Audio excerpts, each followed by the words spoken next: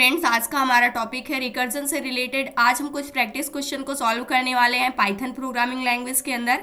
First question है, write a recursive function to calculate the sum of first n natural numbers. N natural numbers का sum अगर हमें calculate करना हुआ तो वो सम किस प्रकार से हम निकालते हैं। मान लीजिए हमारे पास कोई नंबर दिया गया है, n = 3 दिया गया है। इसका हमें क्या करना है, sum of first n natural numbers क्या करना है, कैलकुलेट करना है, यानी कि सम कैलकुलेट करना है 3 तक के नंबर्स का। तो इस कंडीशन पे क्या होगा, हम 1 से स्टार्ट करेंगे, 1 + 2 + 3, यानी कि जो नंबर दिया गया है वहां तक हम जाएंगे।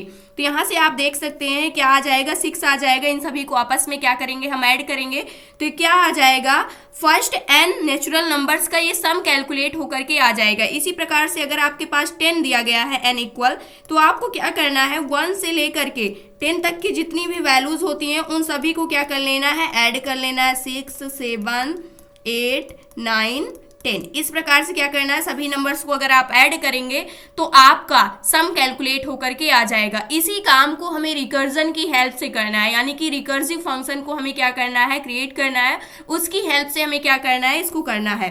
तो इसके लिए हमारे पास अगर एक चीज अगर आप यहाँ पर नोटिस करते हैं तो मान लीजिए जो हमारे पास नंबर होता है, अगर हम यहाँ पर लें n = 1 दिया गया है तो इसका सम क्या होगा, 1 ही होगा। n = वैल्यू 2 दी गई है तो इसका सम क्या होगा, 1 + 2 हो जाएगा, इक्वल क्या आ जाएगा, 3 आ जाएगा। n = 3 दिया गया है तो हमारे पास 1 + 2 + 3 इक्वल क्या आ जाएगा, 6 आ जाएगा। n = 4 दिया गया है तो 1 + 2 + 3 + 4 इक्वल क्या आ जाएगा, 10 आ जाएगा। इसी प्रकार से n = 5 दिया गया है तो इसको भी आप कहाँ तक जाएंगे, 5 तक जाएंगे। अगर यहाँ पर आप देखते हैं तो यहाँ पर जो हमारी वैल्यू है, अगर हमें n = 4 का क्या करना हुआ, सम कैलकुलेट करना हुआ नेचुरल नंबर्स का, तो उस कंडीशन पे ये क्या है, जो इससे पहले वाला वर्जन आ रहा है उसके ऊपर ये डिपेंड करता है। यानी कि अगर हमारे पास n = 3 का सम हमारे पास है तो उस कंडीशन पे हम n = 4 का सम ऑटोमेटिकली कैलकुलेट कर सकते हैं।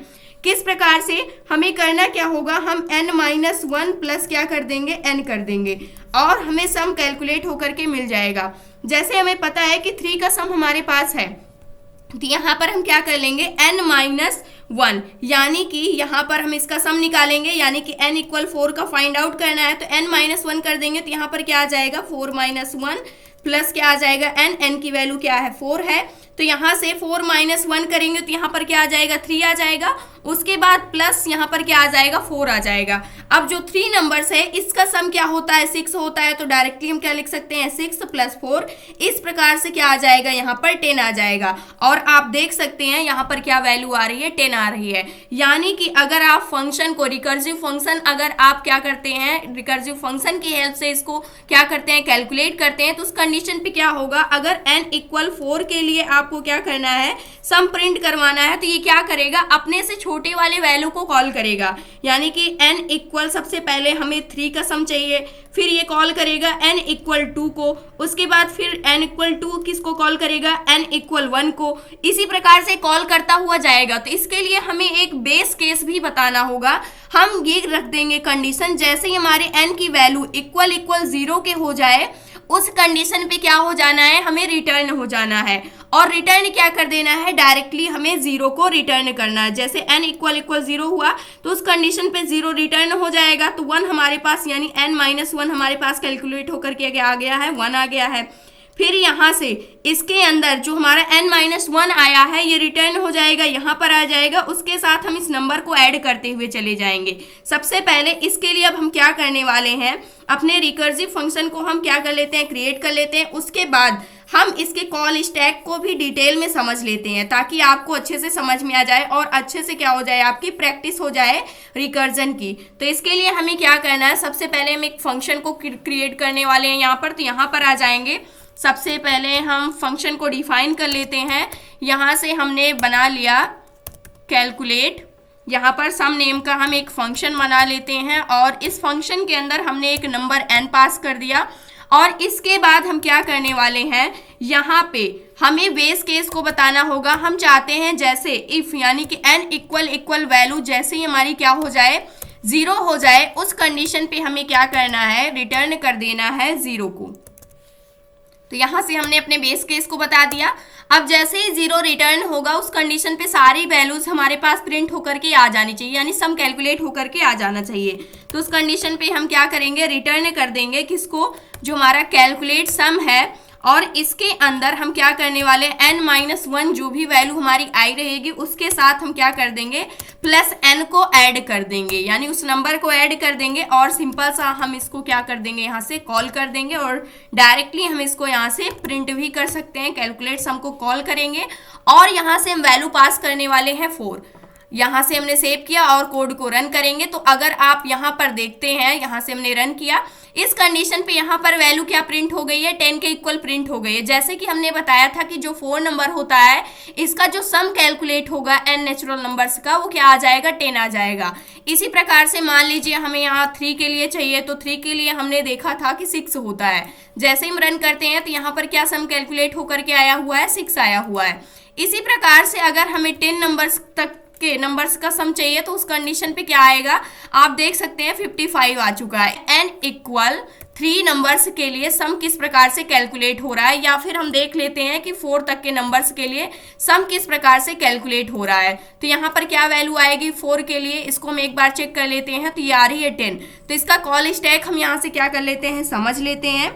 तो इसके लिए हमें क्या करना होगा, सबसे पहले यहाँ से हम क्या करने वाले हैं, अपने फंक्शन को, जो हमारा कॉल स्टैक होता है कुछ इस प्रकार से होता है, मेमोरी के अंदर किस प्रकार से फंक्शन कॉल होते हैं, जो हमारे रिकर्सिव फंक्शन होते हैं।